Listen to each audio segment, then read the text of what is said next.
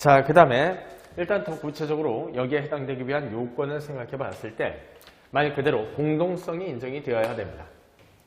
즉 공동한 행위이어야 돼요. 자, 그래서 아까 우리가 봤을 때 사업자는 그 다음에 다른 사업자와 공동으로 라고 표현되어 있죠. 그래서 함께 같이라는 말이 될 겁니다.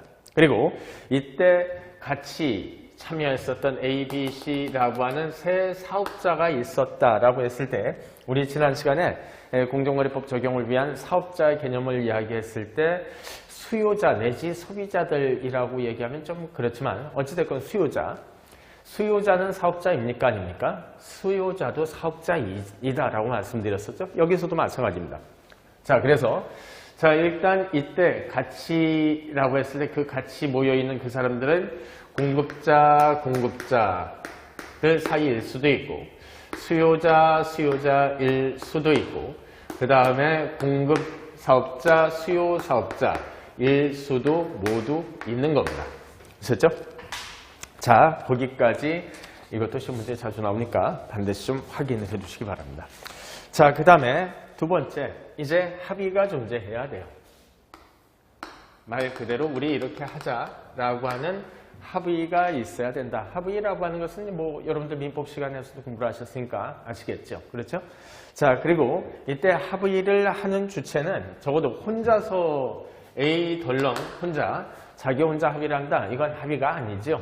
그러니 적어도 합의가 이루어졌다라고 하기 위해서는 A 그 다음에 B 이상, 지금 칠판상에는 C까지 썼는데 어찌됐건 2인 이상의 사업자이어야 되는 것이고, 자, 그 다음에 이때 이 합의는 두 번째 점 부분입니다. 자, 어떤 거래 분야에 참여하는 모든 사업자들일 필요 없죠. 즉 우리나라에서 라면을 만드는 모든 회사들이 다 담합을 해가지고 가격 인상하자라고 그렇게 합의할 필요는 없습니다. 그 시장, 즉 라면 시장에서의 일부 사업자들만이어도 상관없어요. 그래서 2인 이상이고 그 다음에 그 관련 시장에서 모든 사업자일 필요는 없습니다. 됐죠? 자, 그 정도 확인해 주시고요. 자, 그 다음에 동그라미 2번 부분에 자, 이제 말 그대로 합의가 이루어져야 된다. 그래서 자, 첫 번째 합의의 주체 보았었고 그 다음에 두 번째 말 그대로 합의라는 것이 인정이 돼야 되는데, 합의라고 하는 것은 자, 우리 민법 시간에도 공부를 했듯이 먼저 이렇게 하자라고 청약, 그 다음에 상대방이 그러자라고 승낙을 한다. 이것을 다른 표현으로 공정거래법에서는 의사의 연락이 있어야 된다는 소리입니다.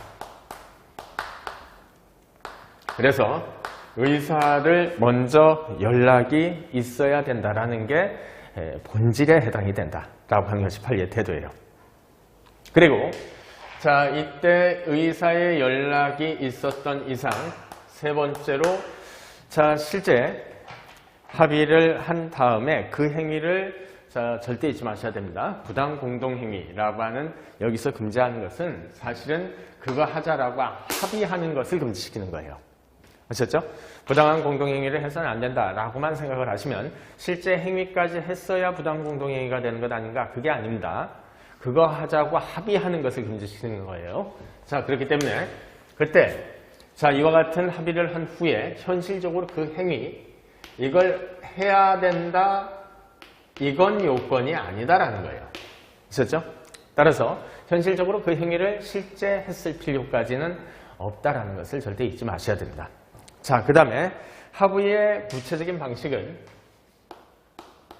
자, 당연히 우리가 민법에서와 비슷하게 명시적인 합의가 있을 수도 있고 항상 민법에서도 마찬가지로 묵시적 합의 충분히 인정될 수 있죠. 의사 연락이 있었던 어떠한 행위가 인정되는 한 묵시적 합의가 있는 것으로 볼 수 있으니까. 아셨죠? 그래서 묵시적인 합의도 포함이 된다. 그러면서 예컨대 자, 소위 이제 그 입찰담합이라고 하는 것도 뒷부분에서 배우게 될 바와 같이 있습니다. 입찰담합이란 자, 입찰 내지 경쟁 응모 관계에 있는 경우들이 있는데 자, 입찰 절차가 뭔지는 대충 여러분들 아시죠? 그래서 자, 요번에 요것과 관련돼서 팔려고 하는데 얼마씩을 사실지라고 했을 때 나는 얼마 주고 사겠다, 나는 얼마 주고 사겠다. 등과 같이 뭐 법원 경매 비슷하게 생각하시면 돼요. 꼭 법원 경매만은 아니고. 자, 일단 그랬는데 실제 경매장 들어가기 앞서서 야, 우리 요 정도 가격 이하로는 절대 쓰지 말자. 이와 같이 합의를 한다면 이게 가장 대표적인 입찰 당합이에요. 아셨죠?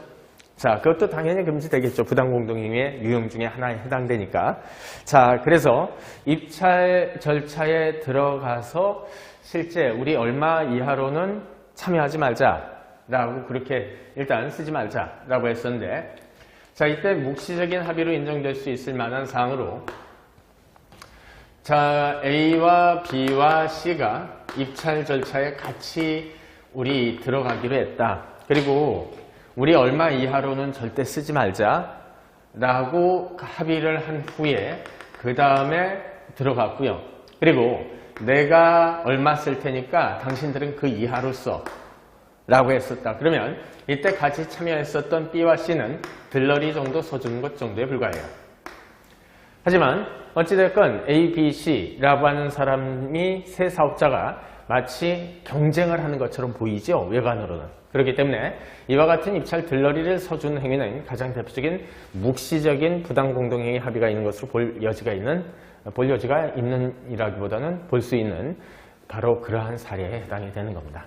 자, 거기까지 확인해 두시고, 자, 그런데 어찌됐건 영시적, 묵시적 합의, 이것도 사실 합의에 해당되니까, 자, 민법으로 따지게 된다면 이것도 의사표시이죠.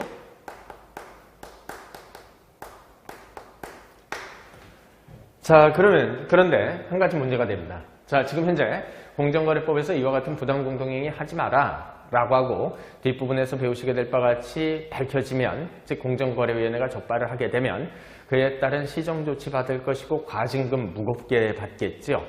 자, 그리고 경우에 따라서는 형사처벌까지 받을 수 있는 것인데, 그런 상태에서 걸렸습니다.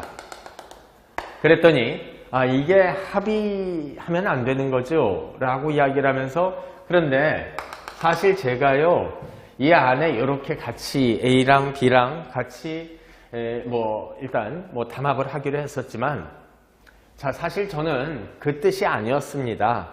그러니 나 민법 제107조에게 그 의사표시는 비진의 의사표시니까, 그러니까 이 의사표시는 무효인 것이고요. 의사표시가 무효라면 합의도 무효가 되는 것 아닙니까? 그러니 나는 말 그대로 처벌해서 빼주십시오. 이건 말이 안 되겠죠? 따라서 자, 부당공동행위와 관련됐을 땐 우리 공정거래법 스스로가 자, 민법 제107조 비진의 의사표시 무효와 관련된 규정을 적용하지 않겠다라고 선언을 해두고 있어요. 아셨죠? 자, 그래서 동그라미 4번 비진의 의사표시와 합의 사이의 관계는, 자, 결국 결론이 뭐지요? 자, 비진의 의사표시는 여기서 적용하지 않는다라는 겁니다. 있었죠?